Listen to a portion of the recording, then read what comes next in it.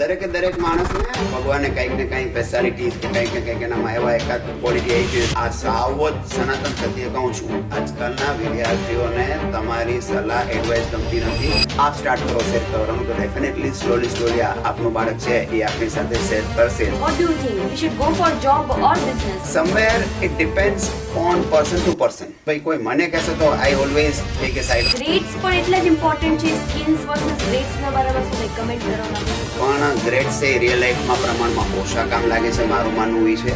જ્યારે આપણે રિયલ લાઈફમાં જાઓ ત્યારે આપણે કામ લાગે છે, એ આપણે પોતાની સ્કિલ કામ લાગે છે. આપણી સાથે જોડાયા છે મિસ્ટર ભરતેશ સર.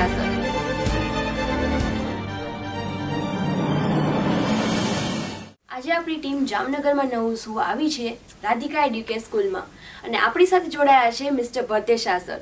સરના બારામાં ઇન્ટ્રોડક્શન આપું તો 20+ ઇન્સ્ટિટ્યુશન્સ સર સાથે જોડાયેલા છે, અને એમાં અમુક જો ફેમસ નામ હું લઉં તો જામનગરમાં છે હરિયા સ્કૂલ્સ એન્ડ કોલેજ, રાધિકા એડ્યુકેર જેમાં અત્યારે આપણે આવેલા છીએ, રાધિકા ક્લાસીસ અને આવા ઘણા બધા ઇન્સ્ટિટ્યુશન્સ. તો હું વેલકમ કરું છું મિસ્ટર ભરતેશ સરને. How are you sir? બસ I am super fine. How are you ma'am? I am fine sir, thank you very much. First of all તો thank you very much for joining us. બહુ જ ધન્યવાદ તમારો અમારી સાથે જોડાવા માટે. કેવું લાગી રહ્યું છે સર તમને? ખૂબ જ સારું મેડમ. ખાસ કરીને જામનગરમાં નવું શું ટીમ દ્વારા જે મારી પાસે થોડા ઘણા રિપોર્ટ્સ એ પ્રમાણે છેલ્લા 2 વર્ષોથી જામનગરમાં એક નાના પાયે પણ એક ખૂબ જ સુંદર પ્રકારનું કાર્ય થાય છે એવું મારું માનવું છે. હા, કદાચ મને એવું બી ખબર છે કે આપની ટીમ છે એ કદાચ થોડી નાનકડી છે, પણ આ નાનકડી ટીમ છે એ જામનગરમાં ખૂબ જ મોટું અને સુંદર કામ કરી રહી છે. એ માટે જામનગર નવું શું એની આખી ટીમને હું સૌપ્રથમ અભિનંદન આપીશ કે ખરેખર આ જામનગરમાં નવા શું ના બેનરમાં એક અનોખું અને એક ડિફરન્ટ અને જામનગર માટે કંઈક ઇન્ટરેસ્ટિંગ કરો છો એવું મારું માનવું છે. Thank you very much sir. આપણે આ એજ્યુકેશન ઇન્સ્ટિટ્યૂટ સાથે જોડાયેલા છીએ, તો સૌથી પહેલાં આપણે વાત કરીએ ચાઇલ્ડહુડની જ. તો તમે ચાઇલ્ડહુડમાં કેવા હતા? મેમ, સાવ સાચું કહું તો ચાઇલ્ડહુડમાં હું એવરેજ સ્ટુડન્ટ અથવા તો એબવ એવરેજ સ્ટુડન્ટ હતો, અને મને પોતાના જે આજની તારીખમાં એવું ગમે છે કે ભાઈ એવરેજ માણસ, મિડલ ક્લાસ માણસ અથવા તો જે એવરેજની આજુબાજુ લોકો હોય એવા લોકો મને ગમે છે. એટલે મારું ચાઇલ્ડહુડ બી એક જે રૂટીન છોકરાનું જે સ્કૂલ બોયનું જાતું હોય એવું જ ચાઇલ્ડહુડ હતું, એવરેજ.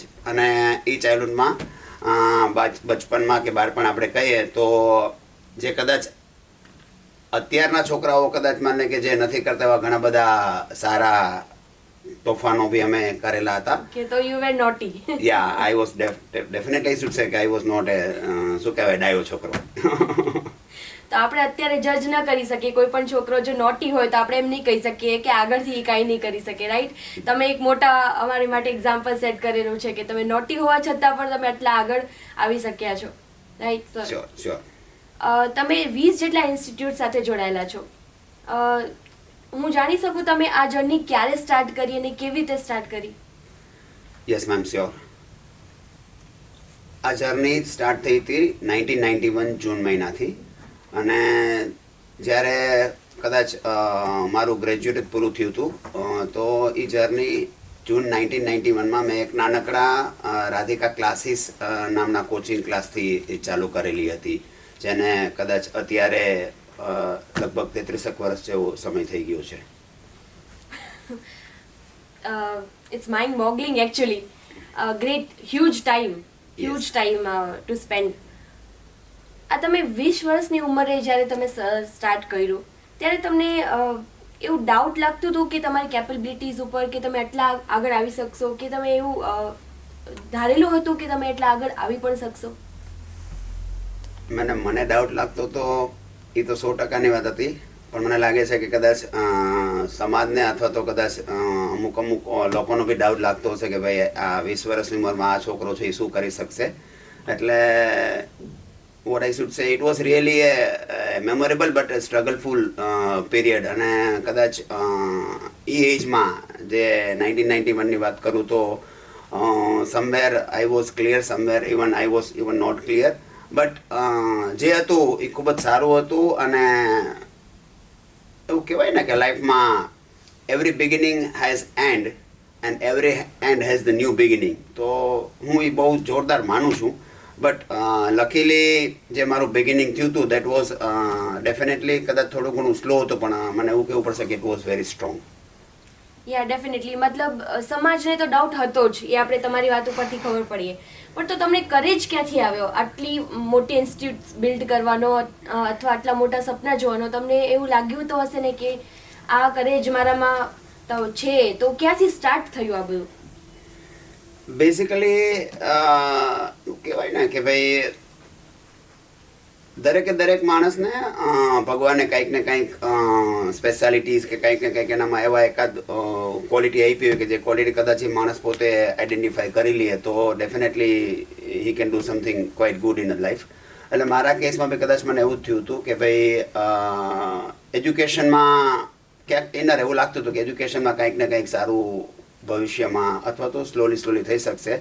અને એવો નાનકડો પહેલેથી જ એક સેલ્ફ કોન્ફિડન્સ હતો, અને એક નાની ઉંમરમાં બી ઘણા બધા ડિસિશન્સ મેં લેવાની એક ટેવ પડી ગઈ હતી ને ઘણા બધા ડિસિશન લીધા છે. હા, કદાચ એમાંથી અમુક ડિસિશન સાચા બી નહીં પડ્યા હોય, પણ 2-3 વસ્તુઓ જે મને હતી મારામાં તે દિવસે ગમતી હતી ને આજે ગમે છે મને. નંબર 1 કે ભાઈ I am the self made person, કે ઘણા બધી જગ્યાએ સ્ટ્રગલ પછી અથવા તો લાઈફની જર્નીમાં આગળ વધ્યા છીએ કે જેને લીધે એકાદ 2 જગ્યાએ કદાચ 2 સ્ટેપ તમે પાછળ આવી ગયા હશો, પણ એ જર્ની છે એ ડેફિનેટલી ધીમે ધીમે પ્રોગ્રેસ તરફ જ રહી છે એવું મારું માનવું છે. મતલબ you never give up. Definitely. આજના જો યંગસ્ટર્સની વાત કરીએ તો દે એક્ટ કુલ, બધાની સામે બહુ કુલ એક્ટ કરીએ, પણ જો સમાજની વચ્ચે અથવા કોઈની સામે આવીને જો કોઈ પણ ક્વેશ્ચન કરવું હોય તો even they do not have that much courage to question also, કે અથવા પોતાની વાત રાખવા માટે પણ એ લોકો કેપેબલ નથી હોતા. તો સર ઈ કરેજ જે તમારામાં જે છે, I would say it's hats off to you, I salute you for this definitely. Thank you. Okay, what was your biggest professional life challenge, જ્યાંથી તમને એવું લાગ્યું કે લિટરલી ટર્નિંગ પોઈન્ટ આવ્યું તમારી લાઈફમાં? યસ, ખરેખર એક સારો ક્વેશ્ચન આપણે પૂછ્યો છે. બેઝિકલી પહેલાં મને એ બતાવવું ખૂબ જ ગમશે કે ભાઈ આઈ એમ ગુજરાતી મીડિયમ ગાય. મારી જે એજ્યુકેશનલ જર્ની રહી છે એ ટોટલી ગુજરાતી મીડિયમમાં રહી છે. ટર્નિંગ પોઈન્ટની વાત કરું તો 1998માં જ્યારે જામનગરમાં સૌ પ્રથમ સેલ્ફ ફાઇનાન્સ કોલેજ ઓસર એજ્યુકેશન ટ્રસ્ટ દ્વારા હરિયા ગ્રુપ દ્વારા ચાલુ કરવામાં આવ્યું, ત્યારે મને બી હતું કે ભાઈ કંઈક ઇંગ્લિશ મીડિયમમાં આપણે શું કામ ન કરી શકીએ. અને આઈ ટ્રાઈડ કે ભાઈ ઇંગ્લિશ મીડિયમ કોલેજમાં જો આપણે કંઈક પ્રોફેસર કે લેક્ચરર બની જાય તો એ જમાનામાં એ કદાચ મારું નાનકડું ડ્રીમ કહી શકાય એવું હતું. અને 1998માં જ્યારે કોલેજ ચાલુ થઈ જૂન મહિનામાં, ત્યારે પ્રોબેબલી કદાચ મને યાદ છે ત્યાં સુધી I was the second person appointed by the trust કે ભાઈ, અને આજની તારીખમાં એ ટ્રસ્ટનો કદાચ હું જેટલો કહું એટલો મારા પ્રત્યે ઉપકાર રહેશે કે ભાઈ Bing A Gujarati medium student this people have selected. અને પાછો જે સ્ટ્રગલનો અથવા તો જે પ્રિપરેશનનો તૈયારી હતી પાછું કે ગુજરાતી મીડિયમમાં તમે ભણ્યા અને ઇંગ્લિશ મીડિયમ કોલેજમાં લેક્ચર લેવાના હોય ત્યારે આપ સમજી શકશો કે એમાં ઘણી બધી કેટલી તૈયારી કરવી પડે. તો ડેફિનેટલી શું છે કે ભાઈ to join Hariya college as a lecturer in 1998 that was the turning point of my life. Okay sir, જેવી રીતે તમે વાત કરી કે તમે ગુજરાતી મીડિયમમાંથી એક ઇંગ્લિશ મીડિયમના લેક્ચરર બની ગયા, તો આજકાલના પેરેન્ટ્સની જે મેન્ટાલિટી છે કે ઇંગ્લિશ મીડિયમમાં જાશું તો જ આગળ વધી શકાશે, ચિલ્ડ્રન તો જ એમનું કરિયર બનાવી શકાશે, શું તમે એગ્રી કરો છો આ મેન્ટાલિટીથી? મેડમ, પેરેન્ટ્સની મેન્ટાલિટી સાથે ક્યાંક હું એગ્રી નથી, બટ મારું પોતાનું ઇનપુટ્સ એમાં ડેફિનેટલી દેવા માંગીશ. આજકાલના પેરેન્ટ્સના પોતાના અનુમાન, પોતાના લોજિક ડેફિનેટલી હોય છે, બટ મારું સ્ટ્રોંગલી માનવું એ છે કે ભાઈ મીડિયમ ઇમ્પોર્ટન્સ 100% નથી. જે ઇમ્પોર્ટન્સ વસ્તુ છે ઇટ્સ યોર લેંગ્વેજ. હું પાછી સ્ટ્રોંગલી વાત કરું છું કે ભાઈ આપનું બચ્ચું અથવા તો કોઈ બી બાળક છે એ લેંગ્વેજમાં તો સારો હોવો જ જોઈએ. પછી લેંગ્વેજ છે એ તમારી નેશનલ લેવલની લેંગ્વેજ હોઈ શકે, હિન્દી હોઈ શકે, તમારી માતૃભાષા હોઈ શકે ગુજરાતી, અથવા તો ઇન્ટરનેશનલ લેંગ્વેજ હોય, ઇંગ્લિશ હોય, અથવા તો કોઈ બી લેંગ્વેજ હોય. પણ આજકાલનો સ્ટુડન્ટ અથવા તો જે વ્યક્તિ છે એ લેંગ્વેજમાં કદાચ સ્ટ્રોંગ હશે ને, તો ડેફિનેટલી પછી જેટલા સબ્જેક્ટ દુનિયામાં આવતા હોય, જેટલા કેરિયર દુનિયામાં આવતી બધી વસ્તુ એના માટે ઇઝી થઈ જશે. બટ એની હાઉ એ કોઈને કોઈ એક લેંગ્વેજમાં સ્ટ્રોંગ હોવો જોઈએ એવું બેસિકલી મારું માનવું છે. એ મે બી લેંગ્વેજ કોઈ બી લેંગ્વેજ હોઈ શકે. એટલે આપણે મીડિયમ કરતાં લોકોએ, સ્ટુડન્ટે, પેરેન્ટ્સે, એજ્યુકેશન ઇન્સ્ટિટ્યૂટે ઇમ્પોર્ટન્સ એ લેંગ્વેજને આપવું છે એવું મારું પર્સનલી માનવું છે. Definitely sir. જો તમે એજ્યુકેશન સિસ્ટમની વાત કરીએ તો અત્યારની એજ્યુકેશન સિસ્ટમ અને ગુરુકુલ ટાઈમ જે એજ્યુકેશન સિસ્ટમ ચાલતી હતી એમાં શું તમને ડિફરન્સ લાગે છે? ડેફિનેટલી કહેવું પડે કે ગુરુકુળ સમયની જે આપણી જૂની શૈક્ષણિક પદ્ધતિઓ હતી, દે વર ધ બેસ્ટ. વચમાં કદાચ થોડોક સમય એવો બી આવ્યો હતો, અથવા તો એવો આવ્યો છે એવું કહેવું પડશે કે જેમાં કદાચ માની લે કે ભાઈ આપણી એજ્યુકેશન સિસ્ટમ પદ્ધતિ જે હતી એની થોડી ઘણા ડ્રોબેક, થોડી ઘણી મર્યાદા હતી. પણ તાજેતરમાં થોડા વર્ષો પહેલાં જ્યારે સરકાર દ્વારા NEP 2020 જે રજૂ કરવામાં આવી છે એ બહુ જ સ્ટ્રોંગ છે, મારું માનવું એવું છે. અને એમાં સરકાર દ્વારા જે બદલાવ આખો લાવવામાં આવે છે, તો જે એજ્યુકેશનલ સેક્ટરના જે રિફોર્મની જે વાતો કરવામાં આવ્યા છે એનાથી કદાચ મને એવું લાગે છે કે ભવિષ્યમાં ભારતની જે શ્રેષ્ઠ ગુરુકુળ પદ્ધતિ અથવા તો ભારત પોતાની એજ્યુકેશનલ સિસ્ટમ માટે કદાચ દુનિયામાં જે વખણાતું હતું એ સમય ભવિષ્યમાં પાછો આવશે એવું મારું માનવું છે. વચ્ચેનો સમય કદાચ થોડોક સારો નથી ગયો એવું મારું માનવું છે. Okay sir. આ બધી જ વસ્તુઓમાં આપણે પેરેન્ટ્સને ન ભૂલી શકીએ, તો પેરેન્ટિંગનો પણ એટલો જ ઇમ્પોર્ટન્ટ રોલ છે એવું હું પણ માનું છું. But what do you think કે પેરેન્ટ્સ પ્રોપર ગાઈડન્સ આપે છે જે પણ ચિલ્ડ્રન છે એ લોકોને? બિકોઝ તમે ડીલ કરતા હો છો, વેરાયટીઝ ઓફ પેરેન્ટ્સ હોય, તમે જોયા હોય કે બધાના મેન્ટાલિટી અલગ અલગ હોય. બિંગ એ ટીચર મેં પણ ઘણું ફેસ કર્યું છે. તો what do you think, what do you want to say on that? Definitely parenting છે એ ખૂબ જ એક અઘરો અને શું કહેવાય દુનિયામાં અથવા તો ભાઈ સમાજમાં ચારે બાજુ ચર્ચાતો વિષય છે. બેસિકલી મારું માનવું હોય છે કે ભાઈ પેરેન્ટિંગ કોઈને શીખવાડી ન શકાય. બટ આજકાલના પેરેન્ટ્સ માટે એકાદ બે વસ્તુ કદાચ મને કેવી ગમે છે. એ કદાચ એક વસ્તુ આ છે કે ક્યારેક ક્યારેક આપણે એવું બોલતા હોઈએ છીએ કે ભાઈ સ્કૂલ છે એ સ્ટુડન્ટનું બીજું ઘર છે. તો ડેફિનેટલી એ વાત સાથે હું એગ્રી થાઉં છું કે માની લે કે જેટલા ટીચર છે, જેટલા શિક્ષકો છે, જેટલા મેન્ટર્સ, એ લોકો એ જોવું જ પડે કે ભાઈ સ્કૂલ છે એ સ્ટુડન્ટ માટે એક બીજું ઘર છે. એનો મતલબ કે તમે એને જો ઘર જેવું વાતાવરણ સ્કૂલમાં આપશો તો ડેફિનેટલી એ છે એ જિંદગીમાં ખૂબ જ આગળ વધશે. હવે પેરેન્ટ્સ માટેની મારી વાત એ છે કે પેરેન્ટ્સ જ્યારે આપ એવી ઈચ્છા રાખતા હો કે સ્કૂલ છે એ સ્ટુડન્ટ માટે બીજું ઘર હોય, તો આપે કદાચ એવું માનવું જોઈએ કે ઘર છે એ આપના બચ્ચા માટે બીજી સ્કૂલ છે.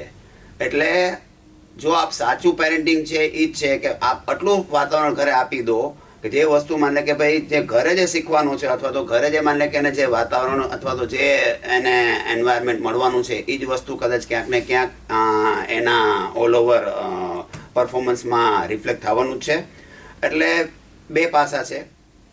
જે લોકો સ્કૂલની સાઈડ છે, લોકો એ સમજી લેવાનું છે કે ભાઈ સ્કૂલ છે એ સ્ટુડન્ટ માટે બીજું ઘર છે. ને જે લોકો પેરેન્ટ્સ છે એ જેટલું સમજી લે કે ઘર છે એ સ્ટુડન્ટ માટે બીજી સ્કૂલ છે, તો ડેફિનેટલી અત્યારનું બચ્ચું છે એ જિંદગીમાં જોરદાર રીતના આગળ વધશે એવું મારું માનવું છે.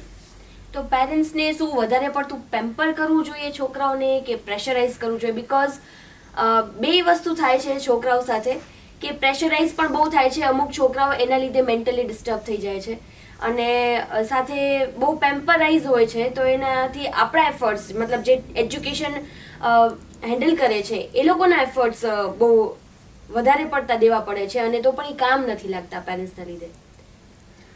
ડેફિનેટલી મેડમ, અમુક જગ્યાએ પેરેન્ટ્સે પેમ્પરિંગ બી ના કરવું જોઈએ, અમુક જગ્યાએ પેરેન્ટ્સે પ્રેશર બી ના કરવું જોઈએ. પેરેન્ટ્સનો માત્ર ને માત્ર રોલ એટલો જ હોવો જોઈએ. બેઝિકલી મારું માનવું છે કે ભાઈ એ લોકોએ એક કહી શકાય ને, માની લે કે ક્યાંક ને ક્યાંક એ લોકો એક ડેડલાઇન નક્કી કરી લેવાની જરૂર છે કે ભાઈ અહીંયા સુધી જ આપણે જવાનું છે, આનાથી વધારે નથી જવાનું. બેઝિકલી કદાચ માની લે કે એમ કહું તો મે બી કદાચ એના સ્ટાર્ટિંગના જે યર હોય કદાચ છોકરો 3-4 વર્ષે કદાચ માની લે કે પ્રી પ્રાઇમરી સ્કૂલમાં જતો હશે ત્યારે પેરેન્ટ્સનો રોલ છે એ ડેફિનેટલી ઇમ્પોર્ટન્સ હોય છે. પણ જેમ જેમ આપનું બચ્ચું મોટું થતું જાય છે એવી રીતના પેરેન્ટ્સે પોતાનો રોલ છે એ ધીમે ધીમે એ ઘટાડવો જોઈએ. અને કદાચ આપનો છોકરો છે એ થોડોક મેચ્યોર થઈ જાય તો પછી આપ એના માતા પિતામાંથી આપ એના ફ્રેન્ડ્સ બની જાઓ અને એ જ ફ્રેન્ડશિપ આપના બચ્ચા સાથે લાઈફ ટાઈમ ચાલુ રહીએ. That will be the really beautiful relation of parents and બચ્ચા, એવું બેઝિકલી મારું માનવું છે. એટલે પેમ્પરિંગ કરવાનું અને પ્રેશરાઇઝ કરવાનું જો આજે છોડી દેવાતું હોય તો આવતીકાલની રાહ ન જોતા, બેઝિકલી મારું માનવું એવું છે. Thank you very much sir. Parents માટે બહુ જ સરસ વાત કીધી તમે. મોસ્ટ ઇમ્પોર્ટન્ટલી હું કહું તો આજકાલના છોકરાઓ જે છે ક્યારેક સ્ટેજ ઉપર કોન્ફિડન્સ દેખાતા હોય, ક્યારેક ક્લાસમાં કોન્ફિડન્ટ દેખાતા હોય, પણ એમનું કોન્ફિડન્સ લેવલ ક્યારેક કમ્યુનિકેશનમાં ઘટી જાય છે, સ્પેશિયલી પેરેન્ટ્સ અથવા એલ્ડર્સ સાથે. એમના ફ્રેન્ડ્સ સાથે જેટલું એ શેર કરી શકતા હોય એમની પેરેન્ટ્સ સાથે એટલું શેર નથી કરી શકતા અને એક કમ્યુનિકેશન ગેપ આવી જાય છે એમના વચ્ચે. અને પેરેન્ટ્સને પણ એવું થાય છે કે મારે મારા ચાઇલ્ડને એક વસ્તુ સમજાવવી છે પણ હું સમજાવી નથી શકતો. તો એના ઉપર તમે કમેન્ટ કંઈ કરી શકો કે આ કમ્યુનિકેશન ગેપ આપણે કેવી રીતે ફિલઅપ કરી શકીએ? મેડમ, આપની વાત સાવ જ સાચી છે. બેઝિકલી ઘણા બધા પેરેન્ટ્સ અમને મળતા હોય છે ત્યારે લોકો આ જ વાત કરતા હોય છે કે કદાચ માન લે કે એનું બચ્ચું કદાચ બોય ચાઇલ્ડ હોય અથવા તો ગર્લ ચાઇલ્ડ હોય છે, કદાચ માન લે કે કોમ્યુનિકેશન નથી કરતું હોતું, ઘણી બધી વાતો કદાચ શેર નથી કરતું હોતું. હા, ડેફિનેટલી હું કહીશ કે ભાઈ એમાં થોડું ઘણું આપણે સ્ટુડન્ટની સાઈડ અથવા તો બચ્ચાની સાઈડ તરફથી વિચારવાનું તો છે, પણ ક્યાંક પેરેન્ટ્સની સાઈડથી વિચારવાનું છે. પેરેન્ટ્સની સાઈડથી વિચારવાનું છે એ છે, કહેવાનું છે એ કે ભાઈ ડેફિનેટલી આપનું બચ્ચું આપને પછી કહેશે, આપનું બાળક આપને પછી કહેશે, પહેલાં આપ શેર કરવાનું ચાલુ કરી દો. કદાચ માને કે ભાઈ રાતના ડાઇનિંગ ટેબલ ઉપર અથવા તો માને કે જ્યારે દિવસમાં આપ 5-10 મિનિટ બેસો ત્યારે માન લે કે ભાઈ આખા દિવસ દરમિયાન મમ્મી સાથે માતા સાથે શું બન્યું છે મમ્મીએ પહેલાં શેર કરી દેવું જોઈએ. એના પપ્પા જે હોય એના પોતાના બિઝનેસમાં જોબમાં શું થયું છે એણે શેર કરી દેવું જોઈએ. એટલે બહુ એક લાઈનમાં કહું તો સાહેબ, આપના છોકરાઓ છે ને આજકાલના છોકરાઓને, આજકાલના બાળકોને એડવાઇસ ગમતી નથી. આ સાવ જ સનાતન સત્ય કહું છું. આજકાલના વિદ્યાર્થીઓને તમારી સલાહ એડવાઇસ ગમતી નથી. જો તમારે એની સાથે કોમ્યુનિકેશન વધારવું હોય તો પહેલાં આપની સાઈડથી જ વધારવું પડે. આપણે એની પાસે એક્ઝામ્પલ જ સેટ કરવા જોઈએ. આપ સ્ટાર્ટ કરો શેર કરવાનું તો ડેફિનેટલી સ્લોલી આપનું બાળક છે એ આપની સાથે શેર કરશે જ. અને એને જરા તમે ગેપ આપો અથવા તો એને તમે જરા એને ચાન્સ આપો. એ ચાન્સ આપવા પૂરતું કહું છું કે ભલે કદાચ માન લે કે શરૂઆતમાં કદાચ ઓછું બોલશે, કદાચ માન લે કે શરૂઆતમાં કદાચ એ એકાદ વાત શેર કરશે, પણ એ એક વાત શેર કરે કે ઓછું બોલે, સામે તમે તમારો શેર છે એ વધારી દો તો ડેફિનેટલી કોમ્યુનિકેશન છે એ વધશે. અને મારું સ્ટ્રોંગલી માનવું એવું છે કે કદાચ આપ સ્કૂલમાં શું થયું હતું અને ભાઈ સ્કૂલમાં શું હોમવર્ક આપ્યું છે એ બધું પૂછવા કરતાં ખાલી આપ એની સાથે બેસીને કદાચ 5 મિનિટ બીજી બધી આડીઅવળી વાતો બી કરી લેશો તો એ કદાચ એ આપનો બોન્ડ છે માતા પિતાનો અને બાળકનો, એ બોન્ડ ડેફિનેટલી આનાથી વધશે. ડેફિનેટલી. તો તમે કહેવા માંગો છો કે આપણે એક એન્વાયરમેન્ટ એવું છોકરાઓ માટે ડેવલપ કરવું જરૂરી છે? Yes. Okay. What is correlation of this education and food? Wonderful question. Education અને ફૂડનો કોરિલેશન ડેફિનેટલી આપણે બધાને ખબર છે કે અત્યારના છોકરાઓની ફૂડ હેબિટ્સ, સોરી છોકરા બોલો, કદાચ માન લે કે એમાં ઘણા બધા યંગસ્ટર બી આવી જાય છે અને આપણે બધા એમાં કદાચ આવી જાય છે. ખાસ કરીને ગુજરાતી લોકોની ફૂડ હેબિટ્સ ક્યાંક ને ક્યાંક ખરાબ છે. એઝ એ ગુજરાતી મારું માનવું એવું છે. એટલે જેટલું એજ્યુકેશનમાં આપણે કામ કરીએ છીએ એટલું મારે બધા લોકોને જ કહેવાનું છે કે એટલી જ વસ્તુઓ આપણે કદાચ ફૂડ અને હેલ્થમાંય કામ કરવાનું છે. કદાચ જો સાચું કહેવું હોય તો મારે કદાચ એવું બી કહેવું છે કે એજ્યુકેશન કરતાંય આપણે હેલ્થમાં અને ફૂડમાં વધારે કામ કરવાનું છે જો ભવિષ્ય આપણે ખરેખર જીતવું હોય તો. એટલે ખાસ કરીને ફૂડ અને એજ્યુકેશન છે એ 100% કોરિલેટેડ છે એવું મારું માનવું છે. એટલે જે આપણે જૂની આપણી પદ્ધતિઓ અથવા તો માન લે કે ભાઈ જૂના જે આપણા ફૂડની હેબિટ્સ હતી ઘણી બધી, કે જે આપણા વડીલો જે પ્રકારનું ફૂડ લેતા હતા એ ફૂડની હેબિટ્સ થોડી ઘણી ક્યાંક ને ક્યાંક ખૂબ જ સારી હતી. એ આજના બચ્ચાઓમાં ડેવલપ કરવાની જરૂર છે. હા, હું કોઈ પાઉંભાજી, પિઝા અથવા તો પાણીપુરીની અગેન્સ્ટનું વાક્ય નથી દેતો, પણ જે છોકરાઓ અથવા તો જે લોકો 365 દિવસ જ માન લે કે આ જંક ફૂડ અથવા તો માન લે કે પેકેટ ફૂડ અથવા તો માન લે કે ભાઈ આઉટસાઇડ ફૂડમાં છે, એ લોકો માટે સ્ટ્રોંગલી કહેવાનું છે કે ભાઈ ફૂડ ઇઝ સમથિંગ કે જેને તમે લાંબા સમય સુધી ઇગ્નોર નહીં કરી શકો. એટલે એક એમાંય કંઈક તમારે બેલેન્સ કરવાની 100% જરૂર છે કે ભાઈ કેટલું ફૂડ છે એ માન લે કે ભાઈ આપણે સાત્વિક ફૂડ લેવાનું છે, અને કેટલું ફૂડ છે એ માન લે કે આપણે આઉટસાઇડ ફૂડ અથવા જંક ફૂડ લેવાનું છે. અને તમારું માનસિક અને શારીરિક બે ડેવલપમેન્ટ છે એ ફૂડ ઉપર ડિપેન્ડ છે. એટલે પાછું કહું છું પેરેન્ટ્સને કે ભાઈ જો તમારા છોકરામાં ફૂડ હેબિટ્સ તમારે સારી કરવી હશે તો પહેલાં તમારે જ બદલવું પડશે. આપ લોકોએ સાત્વિક ફૂડ અથવા તો આપ લોકોએ જ ફૂડમાં પહેલાં નાના નાના ચેન્જીસ કરવાના રહેશે.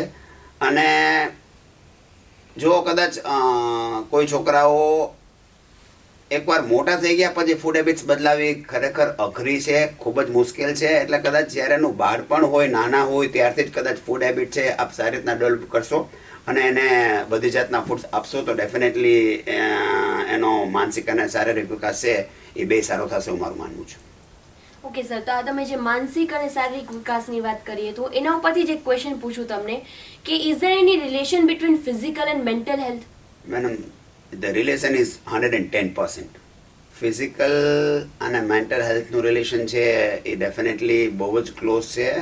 ખાસ કરીને કદાચ આઈ એમ 50+ અથવા માની લે કે જે લોકોની એજ અત્યારે 40+ છે એ લોકો, મારું માનવું છે કે જ્યારે એ લોકો સ્ટુડન્ટ હતા ત્યારે એ લોકોએ ગ્રાઉન્ડ ઉપર ગયા છે, ઘણી બધી ગેમ્સ છે અથવા તો ઘણી બધી જગ્યાએ જેને કહીને આપણે ગુજરાતીમાં મેદાન ઉપર એ લોકો ગયા છે.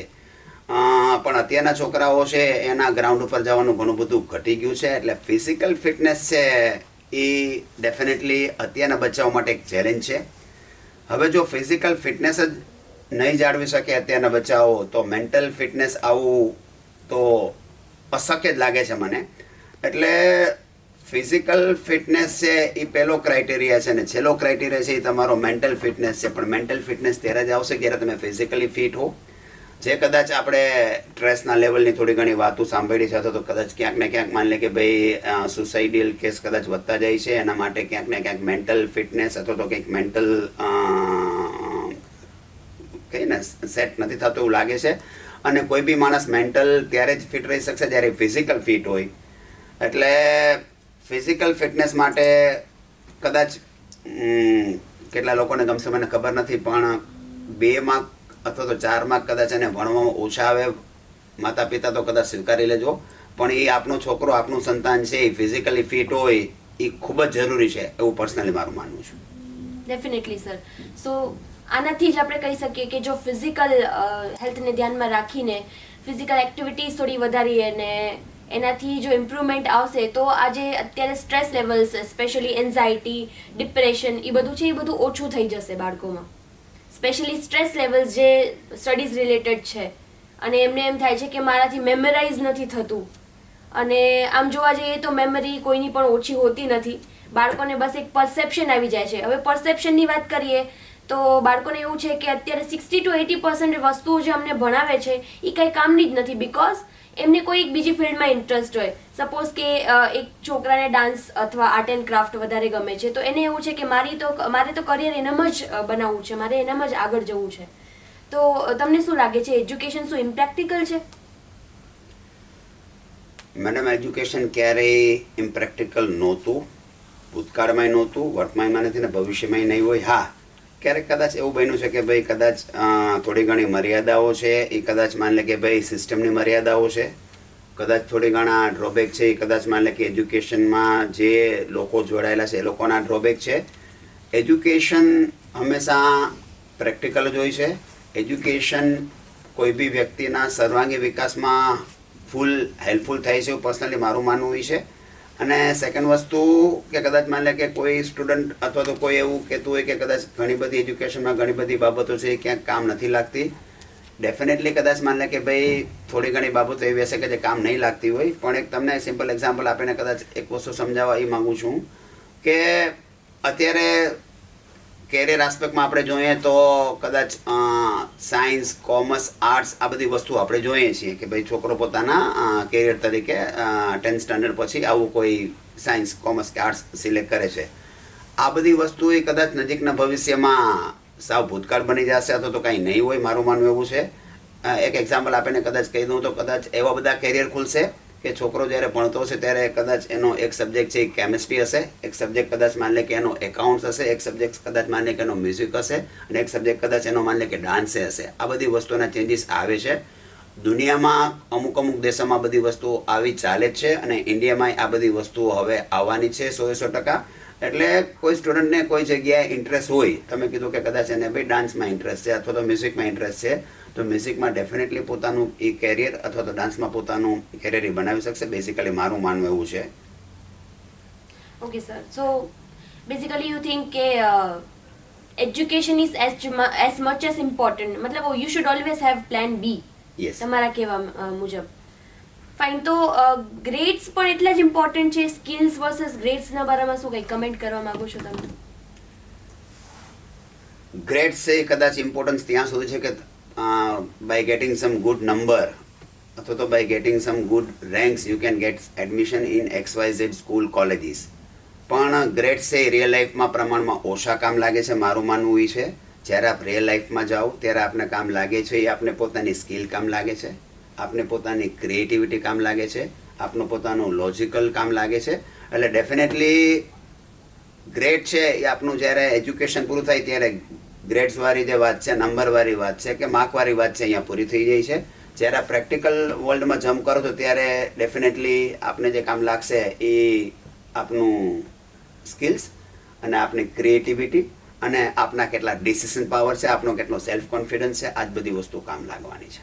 યસ, તો ક્રિએટિવિટી ઉપરથી એક ક્વેશ્ચન આવે છે મને કે ટ્રેડિશનલ એજ્યુકેશન જે આપણું હતું એનામાં કેવું કે એક સ્પેસિફિક ક્વેશ્ચન્સ હોય છે ટેક્સ્ટ બુકમાં અને છોકરાઓને એ પૂછી લેવામાં આવે છે અને સ્પેસિફિક એ જ આન્સર ટીચર્સને જોઈએ છે. પણ હવે કરન્ટલી આપણી એજ્યુકેશન સિસ્ટમમાંથી થોડા બહાર આવીને ઇમ્પ્રોવાઇઝ કરી રહ્યા છીએ કે they can answer it independently, કે એમના મન મુજબ they can frame there on answers. So what do you say, is it good? This thing is going on good? Things are going wonderfully good. Madam, એટલે હવે ઘણી બધી school કોલેજોએ, ઘણી બધી યુનિવર્સિટીએ પોતાના ટીચર્સને એવા સર્ક્યુલર આપી દીધેલા છે કે ટેક્સ્ટ બુકમાં અથવા તો બુકમાં જે તમારો આન્સર આપ્યો છે એ જ આન્સર સ્ટુડન્ટ ના લખે. પોતાની મૌલિકતાથી એણે કોઈ આન્સર લખ્યો એને સાચો હોય તો કાઇન્ડલી તમે એના માર્ક્સ અથવા તો એના તમે ગ્રેડ્સ આપી દેજો. અને એમાં ખૂબ જ સારું કામ થઈ રહ્યું છે અને ડેફિનેટલી કોઈ છોકરો અથવા તો કોઈ બાળક કે કોઈ વિદ્યાર્થી પોતાની ક્રિએટિવિટી કોઈ વસ્તુના આન્સર આપતો હોય તો એવા બાળકને સૌથી પહેલાં જ બિરદાવવું જોઈએ, મારું માનવું છે. ઓલું છે એ રટોમાર સિસ્ટમ છે. આ કંઈક છોકરો છે એ કંઈક વિચારીને અથવા તો ભાઈ પોતાની રીતના આન્સર આપે છે અને આવું ઓલરેડી દુનિયામાં, ઇન્ડિયામાં અથવા તો આપણા એજ્યુકેશનમાં આવું ઘણી બધી જગ્યાએ સ્વીકારાઈ ગયું છે એવું મારું માનવું છે. બટ બેઝિકલી અમુક પેરેન્ટ્સ એ વસ્તુને એક્સેપ્ટ નથી કરી શકતા. ઘણી ટાઈમમાં આપણે એવું ફેસ કરીએ, ટીચર્સને એમ કહેવામાં આવે છે કે તમે એને 10 ટાઈમ્સ લખવા માટે આપો, 20 ટાઈમ્સ લખવા માટે આપો, સો દેટ એને બધું યાદ રહેશે. તો તમે એના માટે કંઈ પેરેન્ટ્સને કહેવા માંગો છો?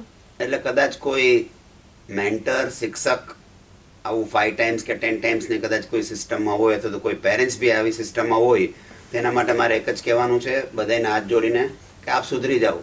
એવું બધું કદાચ કરતા હો તો કાલે કરતા હો તો આજથી જ બંધ કરી દો. એ સિસ્ટમની હું ટોટલી અગેન્સ્ટ છું.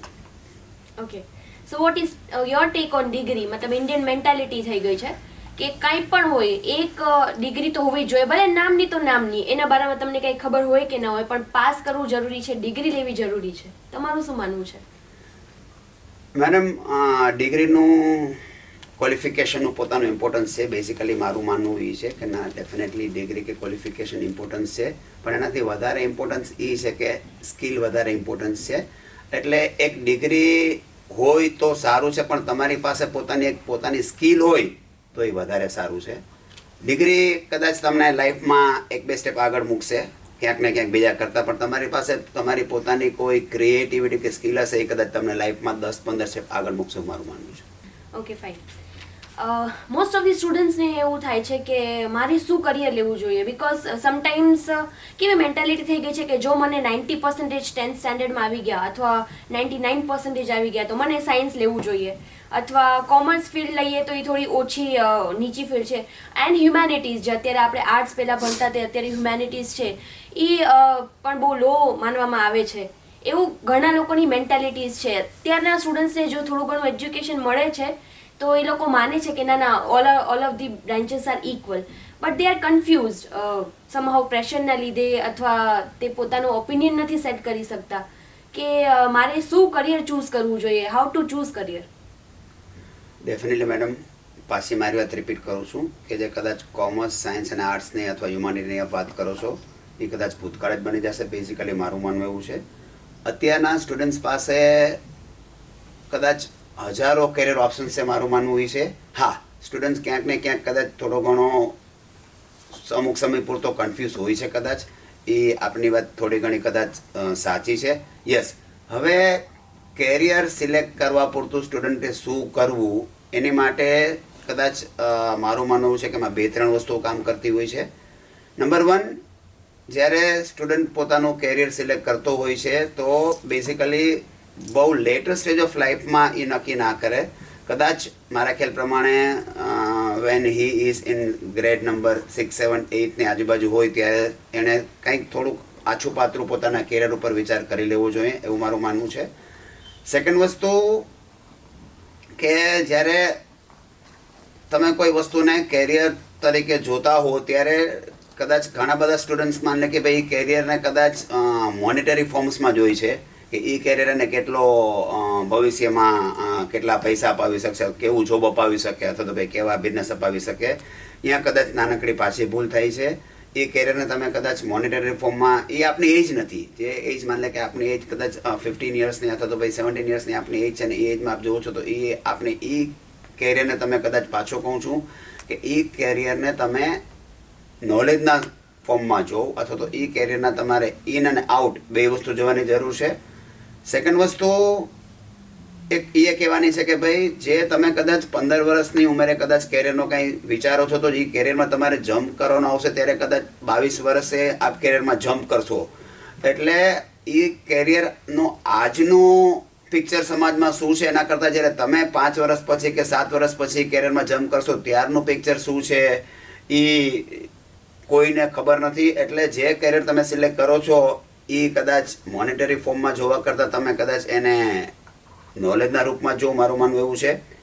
એક વસ્તુ કદાચ એમાં એડ કરીશ, કદાચ લોકો એમ કહેશે કે આ પાગલ જેવો થોટ છે, પણ કદાચ મને એવું લાગે છે કે અત્યારે લોકો કદાચ એમ કહે છે કે ભાઈ ચેટ જીપીટી એઆઈ છે એની દુનિયા છે.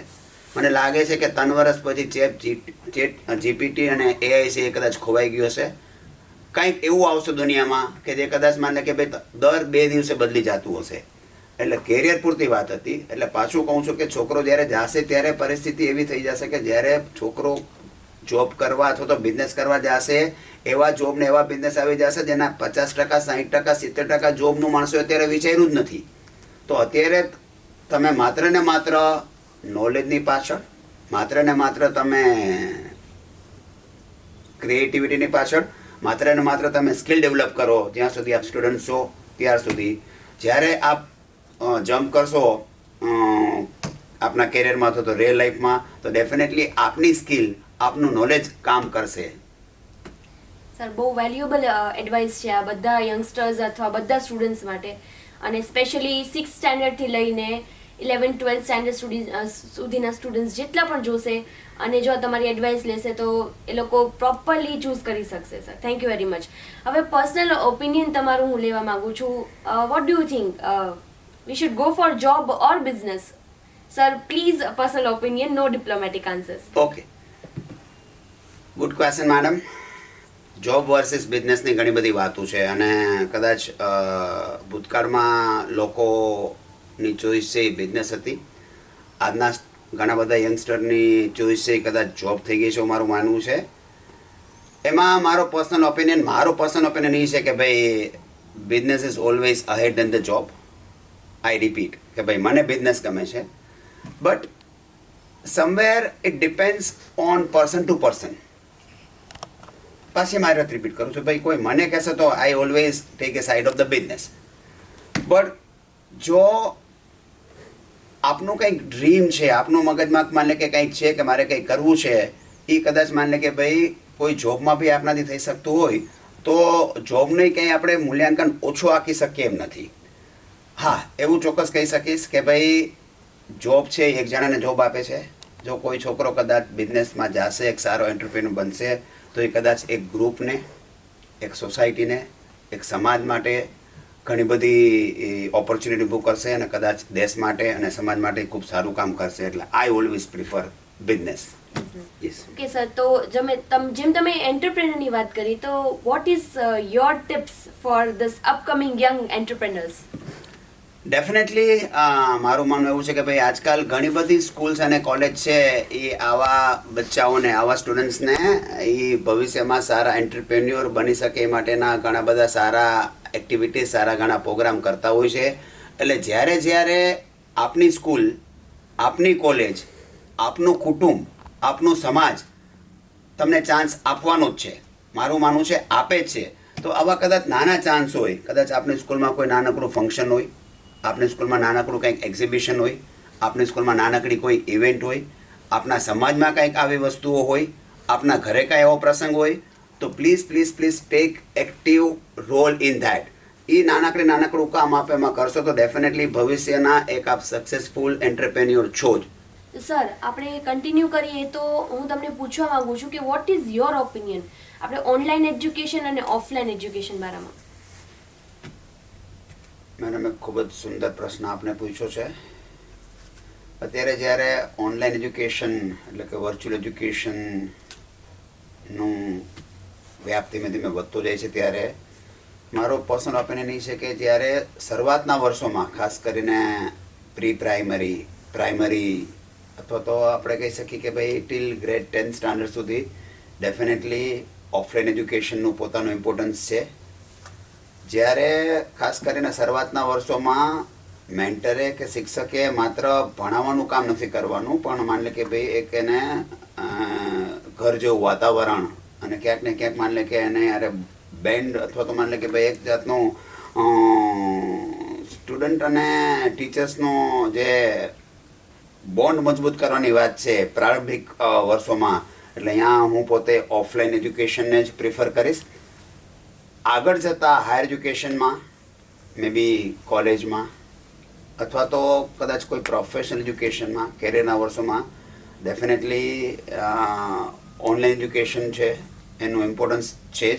ખાસ કરીને હાયર એજ્યુકેશનની વાત કરું તો એમાં ઓનલાઈન એજ્યુકેશનનું પોતાનું ઇમ્પોર્ટન્સ છે અને રહેવાનું છે અને કદાચ ભવિષ્યમાં વધશે એવું બી મારું માનવું છે. એટલે હાયર એજ્યુકેશનમાં બ્લેન્ડેડ સિસ્ટમ ઓનલાઈન ઓફલાઈન બે હાલશે અને પ્રી પ્રાઇમરીમાં એજ્યુકેશન, પ્રાઇમરીમાં એજ્યુકેશન છે એ ઓફલાઈન જ હોવું જોઈએ એવું મારું પર્સનલ માનવું છે. ઓકે સર, અને જો એનઈપીની આપણે વાત કરીએ તો જામનગરમાં આપણે એનઈપી રિલેટેડ બહુ ઓછા લોકોને ઇન્ફોર્મેશન છે, તો તમે એના થોડા કી પોઈન્ટ્સ કહી શકશો? મેડમ, એના ઘણા બધા કી પોઈન્ટ્સ છે.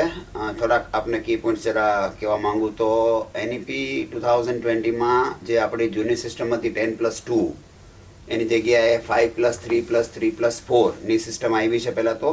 એટલે કે પ્રી પ્રાઇમરી એજ્યુકેશનને, જેને આપણે કદાચ નર્સરી K1 K2 કહીએ છીએ, એ પ્રી પ્રાઇમરી એજ્યુકેશન સિસ્ટમને પહેલીવાર એનઈપીમાં સ્થાન આપવામાં આવ્યું છે. મેથ સાયન્સ કરતાં બી એનઈપી 2020એ લેંગ્વેજને વધારે ઇમ્પોર્ટન્સ આપ્યું છે. ખાસ કરીને પ્રાદેશિક ભાષાને પહેલીવાર ઇમ્પોર્ટન્સ આપવામાં આવ્યું છે એવું મારું માનવું છે. Vocational education, bag free days, ABC એ એકેડેમિક બેંક ક્રેડિટ ને બી એમાં ક્યાંક ને ક્યાંક એક સારો કન્સેપ્ટ છે એનઈપી 2020નો. આ ઉપરાંત ખાસ કરીને સબ્જેક્ટ સિલેક્શનની જે વાત છે કે સ્ટુડન્ટ્સને પોતાના ગમતા વિષયોને પોતાની ગમતી કેરિયર બનાવવાનો એક અનોખો અને અદ્ભુત પ્રયત્ન એનઈપી 2020માં કરવામાં આવ્યો છે. એટલે જે કેરિયર ઓપ્શન સ્ટુડન્ટ્સ કદાચ ભૂતકાળમાં સિલેક્ટ નહોતા કરી શકતા અથવા તો વર્તમાનમાં સિલેક્ટ નથી કરી શકતા, એ ભવિષ્યમાં એનઈપી 2020 સાથે ચોક્કસ પ્રમાણમાં સિલેક્ટ કરી શકશે એવું મારું માનવું છે. ઓકે, મતલબ બેઝિકલી હવે જામનગરમાં જે લોકોને ખબર નથી કે આ એનઈપીનું ઇમ્પોર્ટન્સ શું છે અત્યારે એનઈપી 2020નું, એની સારી ઇન્ફોર્મેશન આપી સર તમે. અને અત્યારે જે આપણા જામનગરના સ્ટુડન્ટ્સ મતલબ જે સ્કૂલ લેવલ પર છે અપ્રોક્સિમેટલી 12 to 13 years 15 yearsના, એનું તમે શું એક્સપેક્ટ કરો છો આફ્ટર 10 to 15 years એમની લાઈફ કેવી હશે, પ્રેક્ટિકલ લાઈફની વાત કરીએ તો? જ્યાં સુધી જામનગરનો પ્રશ્ન છે, મારું પર્સનલ માનવું એ છે કે જામનગરના સ્ટુડન્ટ્સ ક્યાંક ને ક્યાંક છે એ ગુજરાતના અન્ય સ્ટુડન્ટ્સ કરતાં અથવા તો ભાઈ બીજા બધા શહેરના સ્ટુડન્ટ્સ કરતાં થોડાક અલગ પડે છે. એક જ જગ્યાએ ક્યાં અલગ પડે છે જરા આપણે કહેવા માંગીશ કે થોડાક જામનગરના સ્ટુડન્ટ્સ છે એ થોડા ઘણા માઇન્ડથી વધારે પ્રયત્ન કરે છે, અથવા તો એ લોકોને જે સબ્જેક્ટ્સમાં અથવા તો ભાઈ જે ટોપિક્સમાં લોજિકલ યુઝ વધારે થતો હોય એવા ટોપિક્સ અથવા તો એવા કેરિયર જામનગરના સ્ટુડન્ટ્સને ગમે છે. બીજું આપણે કહી શકાય કે વેપાર ધંધો એ કદાચ ગુજરાતીઓના જેવી રીતના મૂળમાં છે, બ્લડમાં છે, એવી રીતના જામનગરના સ્ટુડન્ટના બી ક્યાંક ને ક્યાંક બ્લડમાં અને મૂળમાં મને એવું દેખાય છે કે ભાઈ એ લોકો ભવિષ્યમાં બહુ મોટા જોબ તો ડેફિનેટલી કરવાના છે, પણ કદાચ ગુજરાતમાં, ભારતમાં અથવા તો દુનિયાના કોઈ મોટા બિઝનેસમેન બનશે તો કદાચ જામનગરનો એમાં ફાળો છે, જામનગરના સ્ટુડન્ટ્સનો ફાળો છે એ ખૂબ જ ઇમ્પોર્ટન્ટ હશે એવું મારું માનવું છે.